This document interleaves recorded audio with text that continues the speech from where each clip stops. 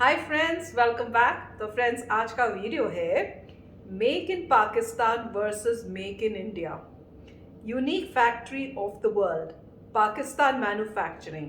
तो चलो फ्रेंड्स, देखते हैं make in Pakistan versus make in India. अब मेरी हंसी या स्माइल से तो पता ही चल जाएगा आपको कि मैं क्या सोच रही हूँ। तो वीडियो देखते हो और पता करते हैं। तो फ्रेंड्स, वीडियो शुरू करने से पहले अगर आप चैनल पर नए हो और आपने अभी तक सब्सक्राइब नहीं किया तो जल्दी से पहले सब्सक्राइब के बटन और बेल आइकन को क्लिक कर लो, ताकि आपको हमारे सारे न्यू वीडियोस जैसे हम अपलोड करें आपको उसका नोटिफिकेशन मिल जाए। और वीडियो देखने के बाद वीडियो पसंद आए तो कर देना लाइक और शेयर करना ये वीडियो अपने फ्रेंड्स और फैमिली के साथ। तो चलो फ्रेंड्स, देखें make in India versus make in Pakistan. अगर पाकिस्तान भारत के आंतरिक मामलों में कुछ नहीं बोलता तो आज मैं वीडियो नहीं बना रहा होता, पर वहां के कुछ दुनिया के सबसे ज्यादा पढ़े लिखे मिनिस्टर्स ने भारत के इंटरनल इश्यूज में जो रिएक्शन दिया है उसका जवाब देना तो बनता है। पाकिस्तान ऐसा महान देश है जिसके घर में भले ही अनाज का हर दाना लोन का है, पर भारत के आंतरिक मामलों में घड़ियाली आंसू बहा के लोगों को भड़काने में देश सबसे आगे है।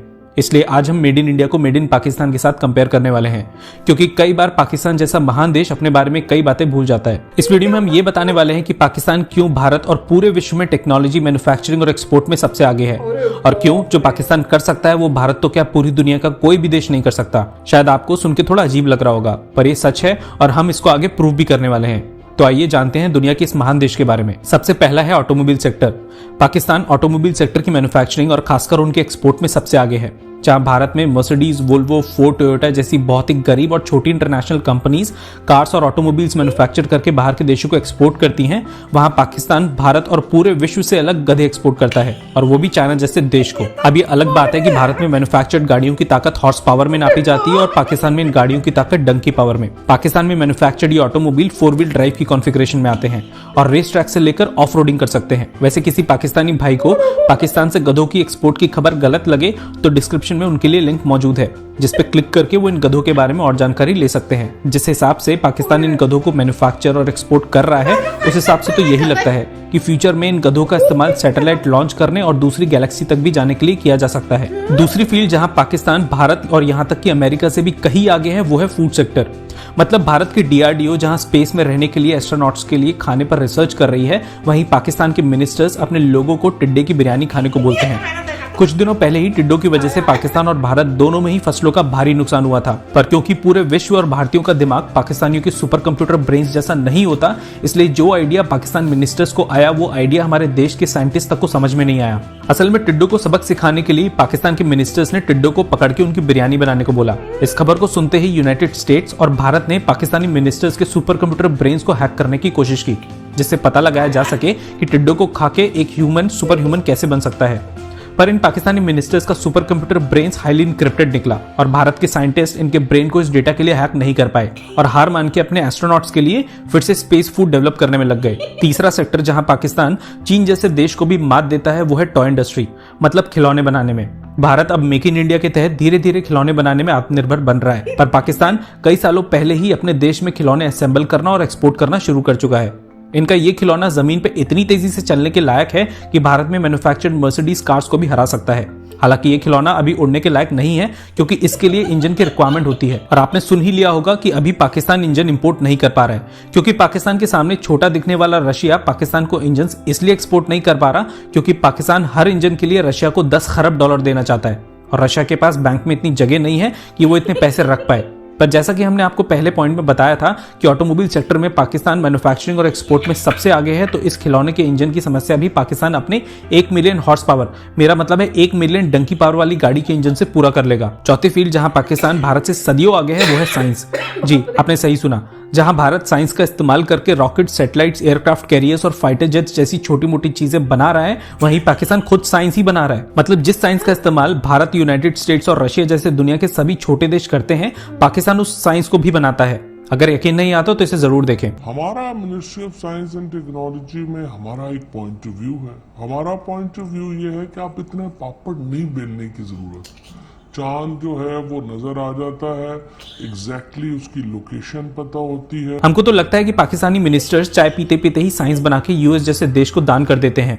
मतलब पाकिस्तानी सुपारकों की साइंस के मुताबिक चांद या मार्स को एक्सप्लोर करने की जरूरत है ही नहीं, अगर आप दूर से इन्हें देख सकते हैं।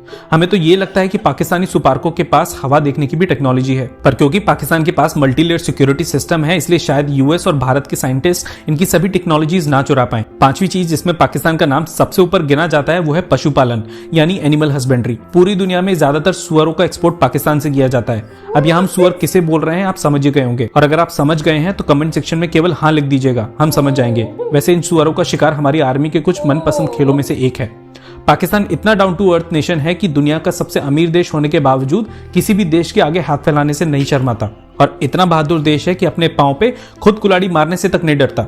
पाकिस्तान वो देश है जिसने भले ही आज तक एक भी खुद का सैटेलाइट ना बनाया हो, पर यहाँ के मिनिस्टर्स किसी भी देश के नागरिकों से ज्यादा अच्छा ट्विटर चलाना जानते हैं। पाकिस्तान की सरकार इतनी सीधी है कि अगर इनके पुलिस वालों पे बाहर के देश का एक आम मजदूर भी हाथ उठा दे तो ये उसका फूलों से सत्कार करते हैं। इनके घरों के नलों में बेशक से पानी ना आए, पर ट्विटर पे दूसरे देशों के किसानों के लिए पूरी संवेदना रहती है। भले ही किसी देश के लोगों के अंडरगारमेंट्स के मास्क पहनने पड़े, लेकिन दुनिया को बचाने के लिए एक सस्ते से देश की सस्ती वैक्सीन के ट्रायल के लिए गिनी पिग्स बन सकते हैं। वैसे अगर कुछ पाकिस्तानी लोग आके अब यहाँ पर कमेंटबाजी करना चाहते हैं तो जरूर कर सकते हैं, क्योंकि यूट्यूब का कमेंट सेक्शन ही हम भारतीयों को पाकिस्तान की हायर एजुकेशन का सर्टिफिकेट देता है। वैसे पाकिस्तान की मैन्युफैक्चरिंग पर अगर कही हुई एक भी बात आपको गलत लगे तो हमेशा की तरह डिस्क्रिप्शन जरूर देख लीजिएगा। और सभी भारतीय जो इस वीडियो को यहाँ तक देख चुके हैं, मेड इन इंडिया के लिए एक लाइक जरूर करना और कमेंट सेक्शन में जय हिंद लिखे बिना मत जाना। आज की वीडियो में बस इतना ही। तो फ्रेंड्स, मैं तो सीरियस होके बैठी हुई थी कि जैसे हम लोग करते हैं ना कंपैरिजन, अनबायस्ड कंपैरिजन्स, तो वो बताएंगे ये इंडिया में ये मेक इन इंडिया होता है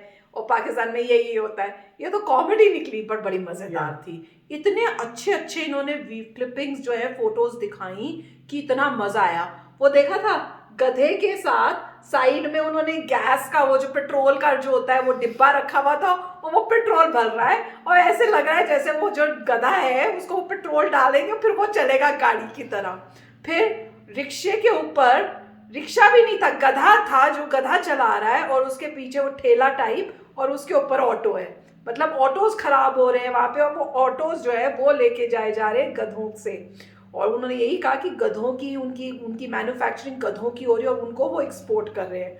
और इंडिया को तो कह रहे हैं इंडिया तो कुछ है ही नहीं, वो तो कोशिश कर रहा है खाने ऐसे बनाने की जो एस्ट्रोनॉट्स के लिए वहां पे आसान हो या उस टाइप की रिसर्च कर रहा है, पर वो तो कुछ भी नहीं है। यहाँ पे देखो कितने अच्छे खाने की रिसर्च हो रही है, उनके ब्रेन कितने शार्प हैं कि उन्होंने टिड्डियाँ खानी शुरू कर दी हैं। तो आय हाय, वो टिड्डी वाला अगर आपने नहीं देखे ना, मेरे ख्याल से हमने 2 वीडियोस किए हैं, सिर्फ टिड्डी डाल के देखना। जो वीडियोस हमने की ना कमाल के वीडियोस है, आपको वैसे वीडियोस मिलेंगे ही नहीं, तो वो जरूर देखना। तो वो देख के तो मुझे वो वाले वीडियोस याद आ गए। बहुत ही मजेदार वीडियो बनाया था, देख के इतनी हंसी आ रही थी कि मैंने फुल कोशिश की रोकने की पर रुक नहीं पा रही थी। राइट, सो काफ़ी अच्छा वीडियो था। मेरे को समझ नहीं आया कि कहाँ से इन्होंने इतनी ज़बरदस्त फुटेज एक्वायर की है। कमाल थी कि आपको नज़र आया किसी ने एयरप्लेन बना रखा है अपने मोपेड के ऊपर, वो मज़ेदार था।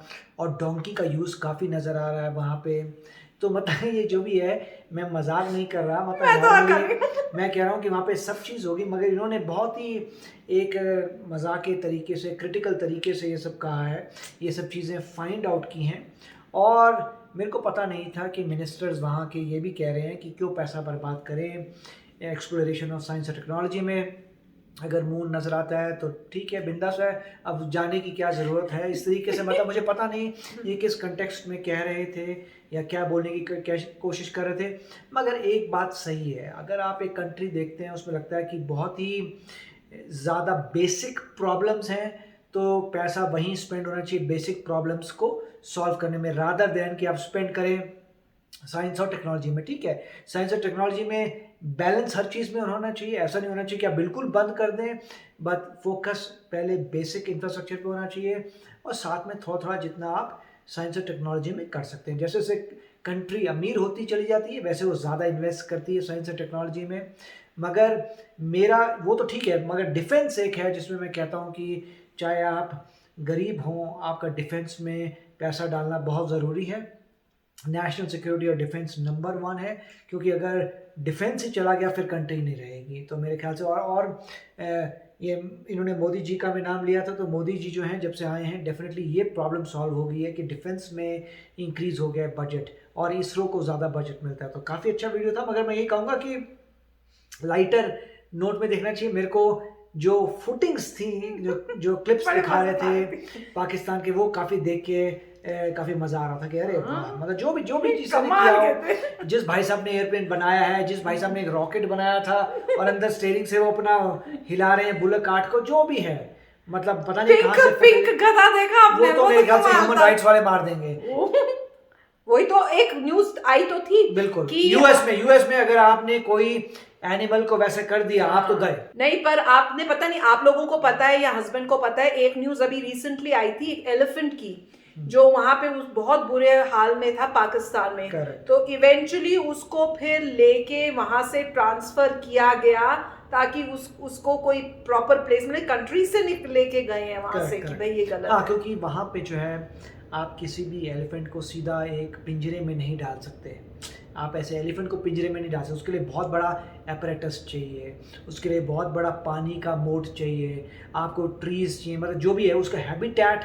जैसे आप कभी भी आप जू में जाते हैं, आप इंडिया में जू में जाते होंगे, हम यहाँ डेनवर जू पे गए थे, तो आप देखिए बहुत बड़ा इंक्लोजर होता है एलिफेंट्स का, उनके पूरे हैबिटेट बना रखा होता है और उनको खेलने कूदने के लिए, एक्टिविटीज के लिए बहुत, और वो और जो है वो जेल नहीं होता, पिंजरा नहीं होता, ऊपर आकाश है, बस गैप उन्होंने रखा हुआ है, बहुत बड़ा पानी का गैप रखा हुआ है कि ना एलिफेंट इधर आ सकते हैं ना आप उधर जा सकते हैं, और आप खुले में देख सकते हैं एलिफेंट्स को। ऐसे पिंजरे में एलिफेंट को रखना, तो मेरे ख्याल से उसी में इतनी वो हुई थी ह्यूमन राइट्स की, मेरे ख्याल से जो भी बोल रहे हैं कि उनको वहाँ से ट्रांसपोर्ट करना पड़ा कहीं और, तो वो मेरे ख्याल से वो जो थे वो उन्हीं के पाकिस्तान के लोगों ने भी मेरे ख्याल से शोर मचाया होगा, तो that is a good thing मैं कहूँगा। यहाँ पर जो भी है, इससे पता चल रहा है कि कंडीशन इतनी अच्छी नहीं है, और ये वीडियो तो पता ही नहीं है, पर बड़े मजेदार बनाई हुई थी। और इंडिया को वो जब वो इंडिया का बोलते थे, इतने बड़े अचीवमेंट्स ऐसे करके जैसे कुछ भी नहीं मैं हैरान होकर ऐसा सुनती थी, ये क्या बोल दिया। तो फ्रेंड्स बड़ा मजा आया, तो बताना आपको मजा आया? मेरे को तो खूब मजा आया। तो चलो चलते, मिलेंगे नेक्स्ट वीडियो में बहुत ही जल्द। Till then take care and bye bye. तो अगर आप मेरे इस चैनल पे नए हो तो जल्दी से सब्सक्राइब के बटन को हिट करो और बेल आइकन को क्लिक करो, ताकि आपको मेरा जब नया वीडियो मैं लगाऊं आपको उसके बारे में जल्दी से पता चल जाए।